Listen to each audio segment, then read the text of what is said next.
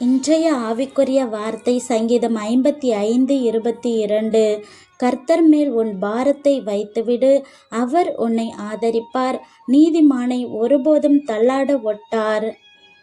உங்களோட சிந்தனைக்கு இன்னைக்கு ஒரு சின்ன கதை. ஒரு சிறிய கிராமத்துல ராமு அப்படின்ற விவசாயி வாழ்ந்துக்கிட்டு வந்தான். அவன் மிகவும் கடின உழைப்பாளி. ஒரு வருஷம் ஃபுல்லா மழை இல்லாததுனால அவனோட பயிர்கள் எல்லாம் உலர்ந்து போணுச்சு. இதனால அவனோட மனது ரொம்ப கனத்து போணுச்சு.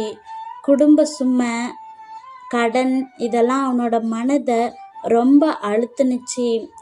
ஒரு நாள் மிகவும் கவலையா ஒரு சபை அருகே உட்கார்ந்திருந்தான். அவனை பார்த்த ஒரு வயதானவர், ஏன் ராமு ரொம்ப கவலையா இருக்க, என்ன ஆச்சு அப்படின்னு கேட்டாரு. உடனே ராமு தன்னோட மனதில் இருந்த எல்லா கவலைகளையும் அந்த வயதானவர்கிட்ட சொன்னான். அந்த வயதானவர் சிரிச்சுக்கிட்டே அவன்கிட்ட, நீ ஏன் தனியா உன்னோட பாரத்தை சுமக்கிற, அதை தேவனுடைய பாதத்தில் வச்சிரு அப்படின்னு சொன்னாரு. உடனே அந்த வார்த்தைகள் அவனோட மனதில் பதிஞ்சிருச்சு. தினமும் தேவனுடைய பாதத்தில் உட்கார்ந்து ஜெபிச்சான்.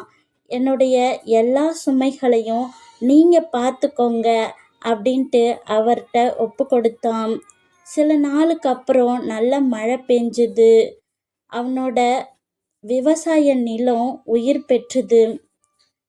அதை விட முக்கியமாக அவனோட மனது மிகவும் அமைதியானுச்சு.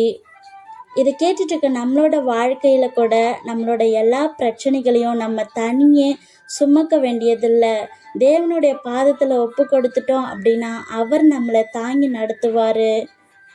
அன்பின் பரலோக பிதாவே, இன்று நாங்கள் கேட்ட வசனத்தின்படி நாங்கள் எங்களுடைய சுமைகளை தனியாக சுமக்காமல் உமது பாதத்திலே வைக்க நீங்கள் கிருபை செய்ங்க.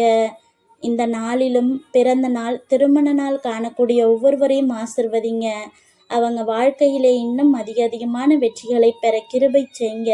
ஆமீன்.